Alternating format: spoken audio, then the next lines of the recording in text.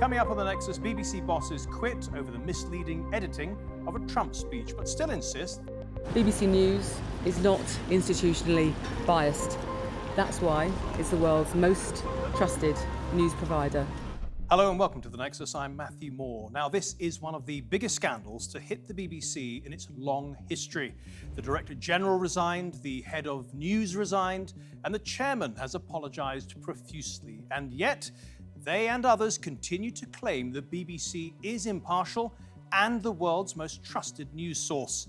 We'll be debating that claim in just a moment. It didn't really matter whether there was an edit here or a misleading clip there. Americans understood what Donald Trump had done. It's a pretty major mistake. What's astonishing is that it's taken a year for anybody to notice. But first, a quick reminder of who did what and when. Donald Trump has never been shy about showing his dislike of the mainstream media, not least the BBC. Where are you from? BBC. Okay. Here's another beauty. It's a good line. Impartial, free and fair.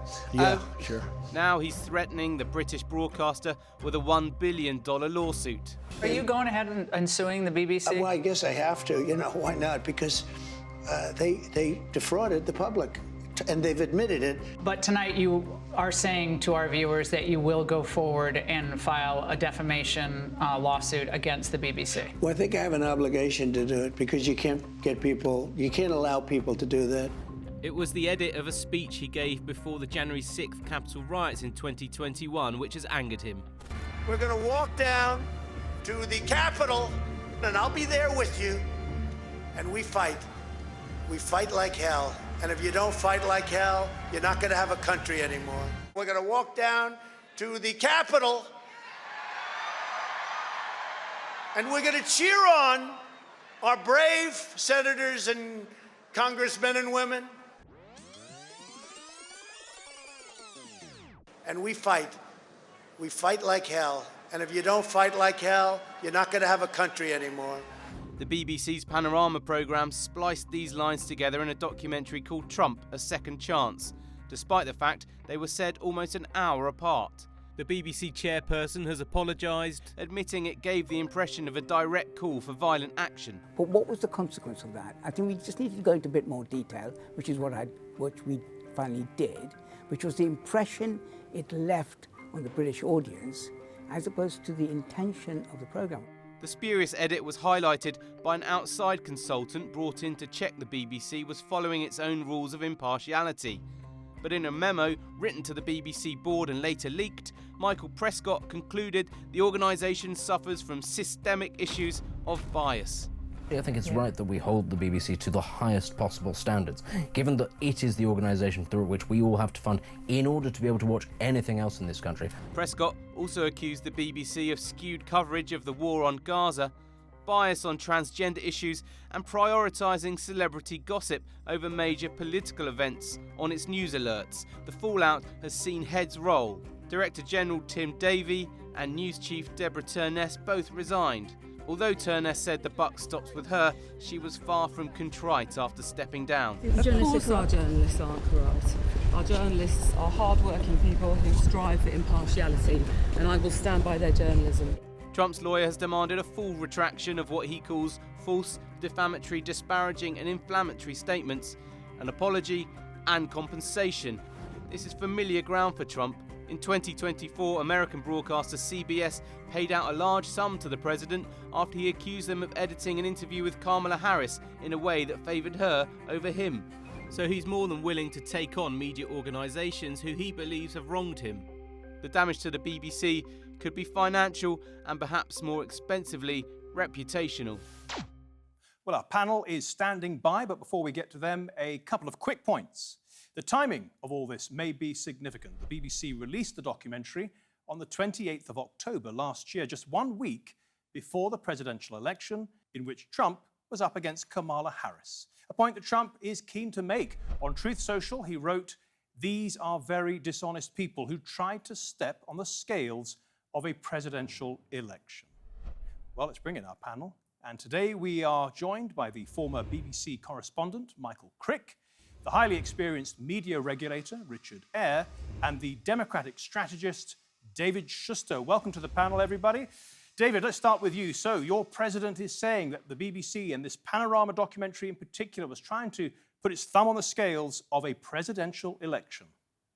Well, with all due respect to the BBC, most Americans actually don't get the BBC and didn't see the documentary. And the point is, I agree with the Prescott memo that this was a misleading edit. It was a mistake, but it wasn't a major mistake. I think the major mistake was actually the resignation of the BBC executives, because the point that this documentary was trying to make is that it is a fact that Donald Trump tried to stop the certification of the 2020 election. It is a fact that Donald Trump encouraged his vice president to block the certification in the Congress. It is a fact that Donald Trump encouraged his people to go to the Capitol. And Donald Trump did say, we're going to march to the Capitol. I'm going to join you. He didn't call for violence, but the violence should have been expected. And the fact that Donald Trump did all of this, I think that was the larger point that was in this documentary, and it was fair game. Yeah, march over to the Capitol and make your views known peacefully and patriotically. I have to put that in there, David, because you won't. Let me put it this way. You say the BBC aren't all that big a deal in the United States anyway. Strangely enough, John Simpson, the network's biggest star in terms of news, has said, nowhere in this hysterical pile-on against the BBC has anyone mentioned that BBC News now has 77 million viewers and listeners in the United States and has established itself as the second most trusted news source. He since deleted that post because actually his numbers were wrong. Anyway, enough of that, but the point is, it might have a little effect. Again, sure, they shouldn't have done this. They shouldn't have done it the week before the election, but there was so much else that was going on in the Donald Trump election a year ago. And it was already baked into the cake, so to speak, here in the United States that Donald Trump tried to block the 2020 election. It didn't really matter whether there was an edit here or a misleading clip there. Americans understood what Donald Trump had done, and they still made him president of the United States. And just because a news organization makes an editing mistake doesn't mean under U.S. law that it was defamatory or that Donald Trump would have any standing to sue for any amount of money unless that news organization feels compelled because of political pressure to try and settle. Just briefly then, should the BBC apologize to Trump as he demands? Yes, I think the BBC should have apologized, but I don't think their executives should have resigned. I think they should have just said, look, we're going to give an amended, a corrected version of this documentary. We should have included the full clip, but it doesn't change the overall point that the documentary was making. That's interesting you should say that. And you agree with the majority of British people. According to YouGov, in a very recent poll, 57% of British people think the BBC should apologize to Trump. Just 25% think not, and 18% don't know. On the matters of resignations, Michael, David is saying it wasn't a resigning matter. Well, I think it was a resigning matter, and I think it's right that certainly one person should have resigned, probably Tim Davie, because this scandal comes after a number of other recent incidents involving the BBC and which raise question marks about its partiality. I mean, overall, I think the BBC does a brilliant job, and overall, I do think it is impartial. But there have been occasions where it's gone wrong, and I think what was wrong here is that the way those two clips were edited made it look like Trump was advocating violence. And what's astonishing is that it's taken a year for anybody to notice that this clip went out on television, be it in Britain or in America. And all I can say is there can't have been many people watching in America, because surely somebody would have spotted it earlier and complained. But nobody really understands how this happened. I suspect it's because people had the same attitude as David, and they felt that putting these two clips together was a reasonably fair representation of Donald Trump's position. I don't think it is, because that suggests that Donald Trump that day was advocating violence, directly advocating violence, and he wasn't. Yeah, and that's why I think it was wrong. I have some examples of British broadcasters making exactly that point, Michael. We'll come to that in just a second. But Richard, before we do that, as a former regulator, how do you regard this matter? Oh, well, I think it's pretty serious. I think David said it was a mistake, but not a major mistake. It's a pretty major mistake. And it's interesting that the three of us, rather disappointingly really, three people on a panel, we all agree that it was a mistake. and nearly every journalist I've spoken to in the BBC in the last 36 hours thinks it was a mistake. What the motives were behind that mistake, frankly, none of us knows. And for some months after the mistake was brought to the attention of the senior management of the BBC argued that it may not have been very good, but that it was a legitimate attempt by the producers to do exactly what Michael's just described, to try to sum up, using these two clips put together, the general tenor of Trump's speech.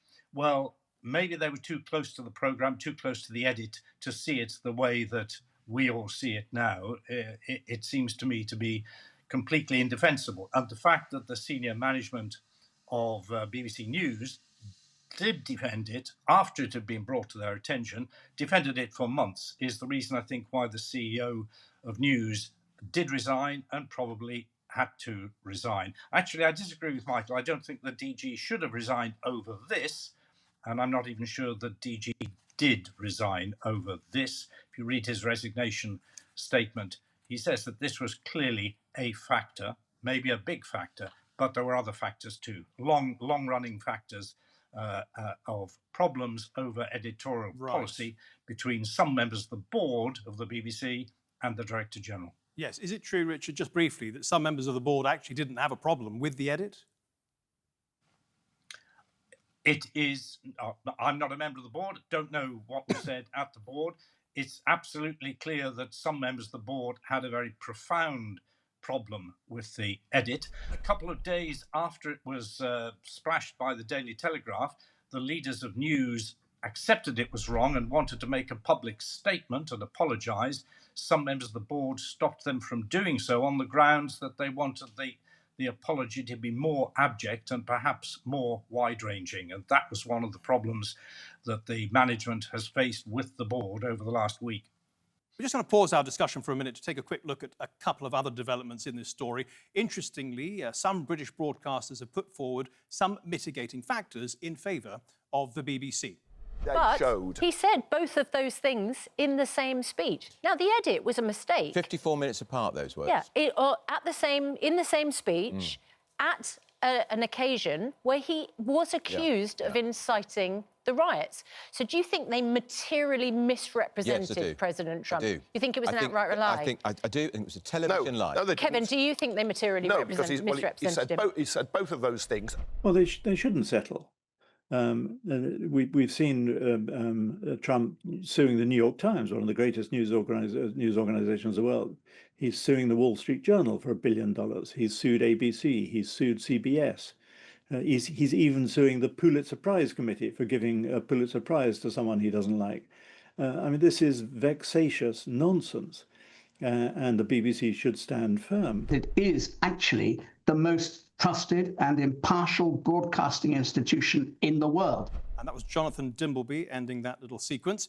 And of course, one recent global survey does actually bear out that claim. A poll by Tapestry released this year found 77% of people trust the BBC. Well, that survey was taken before the scandal. This one, just in Britain, was taken after. Brits were asked if the BBC was politically biased. 31% said it favours left-wing political views. 19% felt it was biased towards right-wing views. And 19% believed it was not politically biased. 31%, quite an alarming number, don't know. So just 1 in 5 people believed it was not politically biased. And we got a similar response when we met members of the public outside of BBC headquarters in London. Have a listen to this. Do you think that the BBC has a bias problem? Yes. Yes. And why? Because of several things that have happened recently where people senior at the top have not taken the right sort of attitude. I don't think the BBC has any bias on it because the news channel has its rights to say anything that it has. That's the freedom of speech. I really like hearing and listening to the BBC. I think it gives great international updates. It's institutionally biased towards left-wing. I don't think the BBC is biased at all. I think the journalists on the BBC have wide-ranging views, and that's why it makes it so interesting. It's 100% institutionally biased. There's going to be a massive apology and climb down and hopefully a few more resignations. No, I don't. I don't think they're institutionally biased. I do think they've been guilty of some missteps, and that's made them vulnerable to criticism. So, Michael, I think it's fair to say that across the board, the British public, in fact, public around the world, the trust that they have in broadcasters generally has been declining. Yes, it has, and I think that reflects the social media age in which we now live, and where opinion is polarized more and more, and people keep throwing insults and accusations at each other. But in the case of the BBC, public trust is particularly important because in Britain, people pay a license fee, an annual license fee, and everybody who owns a television set has to pay this license fee, apart from the very elderly. And it's effectively, in the words of one of our government ministers not long ago, become a voluntary activity paying the license fee. And if people lose trust in the BBC, they will be less inclined to pay the license fee. I mean, officially, there is an enforcement mechanism, but a lot of people don't pay it and get away with it. And the trouble is, the number of people paying the license fee in Britain has been going down and down steadily year by year. And episodes like this don't help. And there are lots of people in this country who say, well, why should I pay the license fee? I never watch the BBC. I never listen to the BBC. I never look at its websites and so on. And so that is the context of this, that the long-term future of the BBC, it may not be jeopardized by Donald Trump's libel action, but it may be jeopardized by a decline in public trust that makes it impossible to survive financially in its present form, or it has to find a different way of funding itself. Richard, as a former regulator, you look at the impact of social media. It has so many advantages. It's so quick. It doesn't have to go through rigorous checks. It's always salacious. It grabs your attention. It's on your phone. How can the broadcasters generally, just moving away from the BBC, just broadening it out, how can broadcasters in the United Kingdom keep up the standards that Ofcom and other regulators set and still compete in that environment? You said that social media doesn't need to go through rigorous checks. That's another way of saying social media doesn't need to have any relation to truth. And the way all of the traditional public service broadcasters, including the BBC, but also Sky and ITV and so on, they have to assert that they remain the place where 99.9% of the time they'll tell you the truth as far as they can get at it. If you get your news from social media, you just take potluck. You get the news you like, whether it's true or not. And there's lots of evidence that audiences, even those audiences who put social media first as their top source for news, they don't trust it first. There's a big difference between those who use social media as a source of news and those who trust social media as a source of news. And when in doubt, what do most users of social media news do? When in doubt, they turn to a broadcaster for a more likely account. Incidentally, you referred to two very suspect surveys of opinion. Let me talk just about the second one briefly. If I were at the BBC now, and a pollster said to me that there were a percentage who think the BBC is politically biased and a percentage who think it isn't politically biased, and then there's 31% who don't know, I would count 31% as not knowing whether it's biased or not as pretty much an indication that they don't believe it is biased.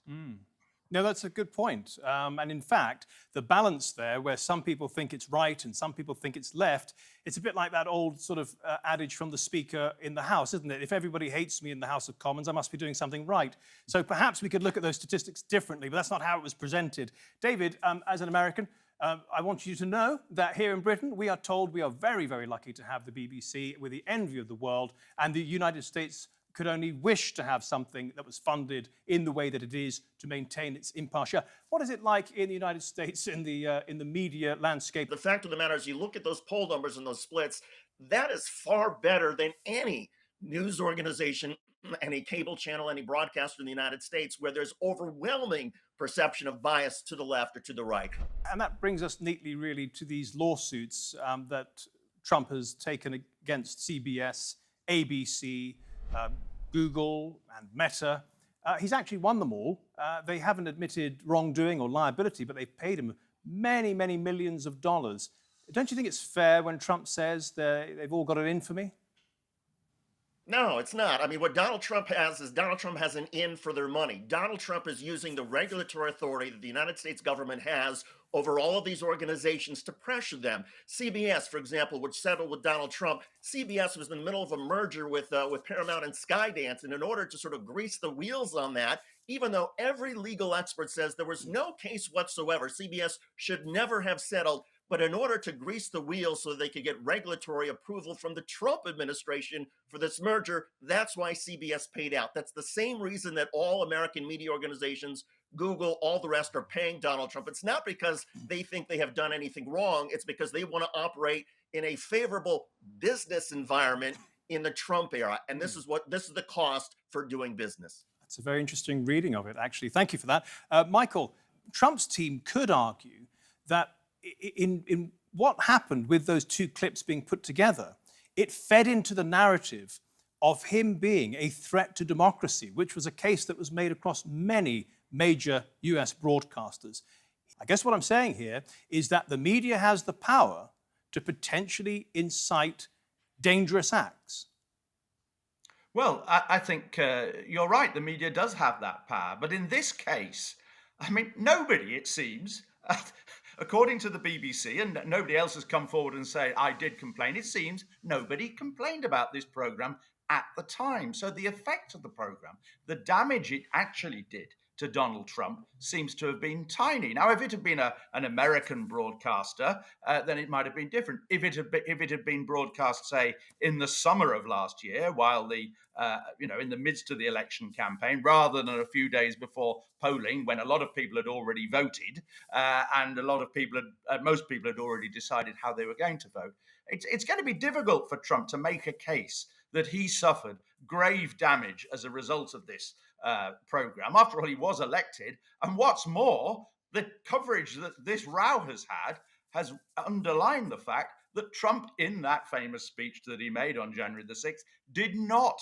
tell his supporters to go out and attack the Capitol building and use violence. Actually, it was two separate parts of the speech. So in a way, he's come out of this row rather well as Trump. Done him a So favour. if there are damages, I hope the lawyers will make it clear that they should be about 10 cents or something. It's a very optimistic view on it.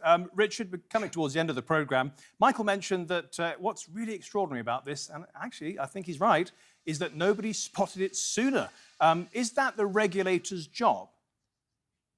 Well, I'm not a regulator, haven't been a regulator for a long time, but regulators in the UK, and I hope this will forever be true, they don't look at content before it's broadcast. Their job is to set the rules for content, and then if those rules are broken, then after broadcast, the regulator may step in. So no, it's absolutely not the regulator's job. Look, it's really important. I think we may have got the wrong picture here.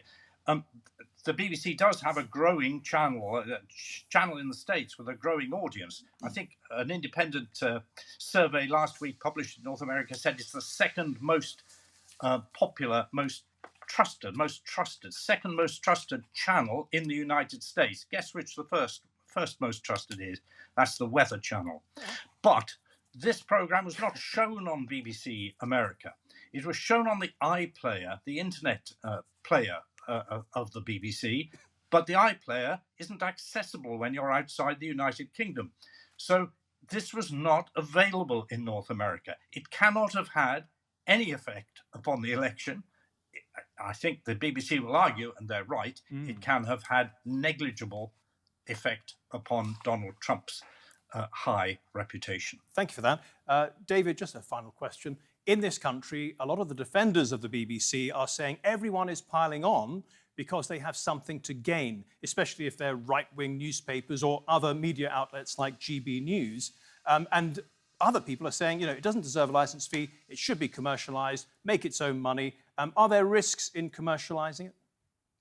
Oh, absolutely. Because what happens is then you throw out journalism, you throw journalism out the window and you cut corners and you cut standards because it's more efficient and you can churn out more content if you're not having to fact check, if you're not having to look at your edits. You can just put stuff out there and you make more money. You don't want to go there. And I would tell everybody who cares about the BBC, do not follow any of the American models. Do not make this a for-profit business where the most important thing is ratings and eyeballs and sensationalism. Because if you want to understand what has happened to the United States over the past 15, 20 years with our democracy, start with the media and the way the media has fed into this narrative that everybody must be scared and that this is a partisan and everybody's out to destroy one another. That's largely the media's fault. And it's because the media, instead of caring about the greater good, instead of caring about actually informing people about the truth, has cared most of all about getting viewers and sensationalizing their content. David Shuster, what a great point to end on. I am scared, but it's not the media's fault.